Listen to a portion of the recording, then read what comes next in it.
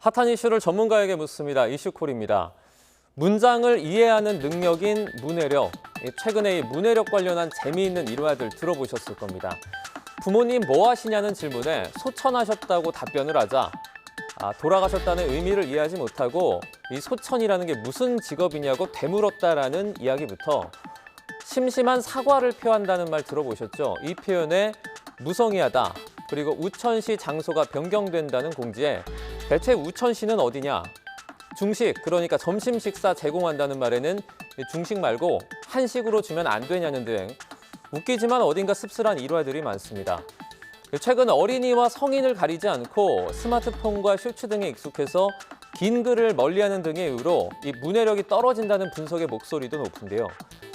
지난달 29일에 교육부와 국가평생교육진흥원에서 지난해 국내 성인을 대상으로 한 문해능력 조사 결과를 발표했는데 성인의 3.3%, 약 146만 명이 초등학교 1, 2학년 수준이라는 충격적인 결과도 전해졌습니다.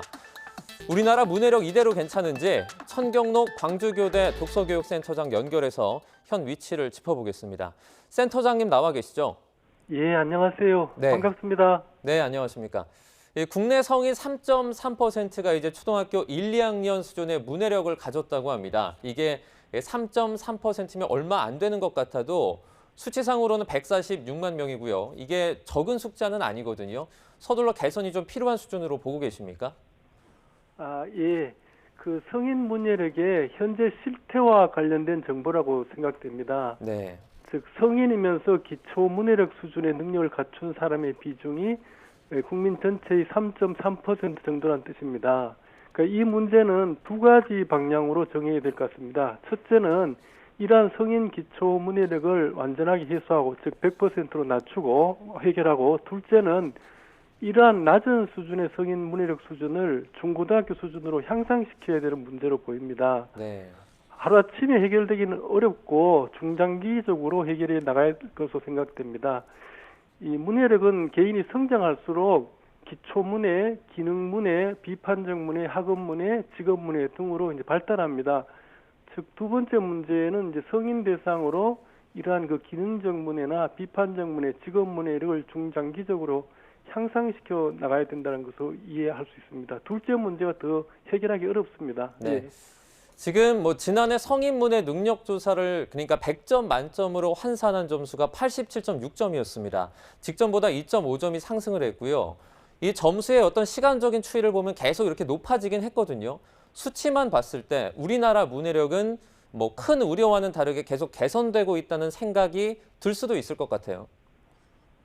예, 두 가지를 또 해석해야 된다고 봅니다. 우선 네. 성인 기초 문해 그 자체는 말씀한 대로 긍정적으로 해석할 수 있습니다. 향상되고 있으니까. 즉, 문해력이 3.3, 3점이 나중에는 줄어들겠죠. 그리고 이런 것들은 이제 현재 정책 기조를 유지하면서 기초 문해 수치를 점점 이제 낮추고 가고, 이 앞에 두 번째 문제, 즉 이러한 낮은 수준의 문해력을 갖춘 성인들을 대상으로 문해력의 발달 다음 단계에 해당되는 기능적 문해나 비판적 문해 이런 것들, 문화적 문해력을 향상시키는 데 이제 정책도 관심을 보여야 될 것으로 생각됩니다. 네.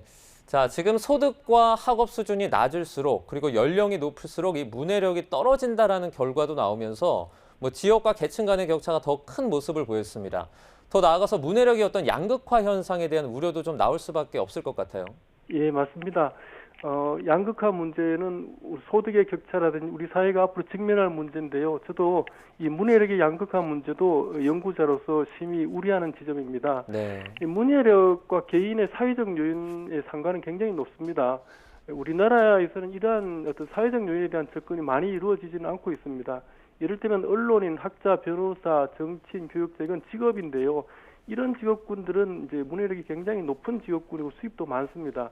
문해력과 요약하면 이제 수입도 상관이 돼 있다는 뜻입니다. 앞으로 저소득층, 농산어촌의 소외지역, 그러니까 이제 그 소득 격차나 또 이런 것을 고려한 이제 성인 문해력의 약한 실태를 객관적으로 좀 인정하고 이들에 대한 이제 정부의 적극적인 문해력 정책 수립과 교육이 필요해지는 시점이라고 보여집니다. 네, 센터장님 그 스마트폰이나 쇼츠 같은 어떤 짧은 콘텐츠를 선호하는 성향이 만연해지면서 이런 문해력에 악영향을 끼친다는 말도 많이 있거든요. 이게 먼저 사실인지 궁금하고요. 혹시 또 다른 원인이 있다면 어떤 게 있을까요? 가능성이 높습니다. 이 영상 매체와 문자 매체에 대해 인간이 처리하는 방식이 다르다고 봅니다. 문자 언어는 수용자가 그 비지정 영역을 추론하고 상상하고 판단하는 능력이 요구됩니다. 이에 비해 영상 매체는 이러한 과정이 생략되고 모두 제공되기 때문에 앞에서 말하는 그 기능적 문해력이나 비판적 문해력이 이제 부정적 영향을 줄 수 있습니다. 네. 그런데 과학 기술의 발달로 이런 미디어 매체의 발전을 우리가 외면할 수는 없을 것입니다. 이러한 것을 우리가 보통 연구자들은 매체 문해력이라고 하는데요. 이 방법은 이제 사용자를 대상으로 즉 비판적 문해 능력을 점점 길러 나가는 수밖에 없을 것으로 생각됩니다. 네. 자, 뭐 수학이든 과학이든 회사 업무든 우리는 일단 국어로 모든 것을 접하게 됩니다. 그래서 이 국어는 모든 학문과 일상의 기초라고 이렇게 볼 수 있을 것 같은데요. 최근에는 독서를 늘리면 문해력 보완이 가능하다라는 말도 많기는 한데 이제 문해력 향상 방법을 좀 연령대별로 추천해 주신다면 어떤 게 있을까요? 예, 일단 초중등 학생의 경우에는 학교의 국어과 수업에 열심히 참여하는 것이 최선입니다. 국어 교육 분야에서 이 문제를 해결하기 위해서 2022 교육과정에서 수업 시간도 늘렸고 또 교과서도 문해력 향상에 초점을 맞추고 개발하고 있습니다. 학생이라면은 국어 수업에 능동적으로 참여하고 또 여력이 있으면 뭐 저희 같이 대학의 어떤 독서교육센터나 지역 도서관의 독서 프로그램 같은 사회교육 프로그램에 참여하기를 권장합니다. 이 성인들 같은 경우에는 지자체별로 운영하는 독서 프로그램, 뭐 지역 독서의 프로그램 참여도 가능하고요.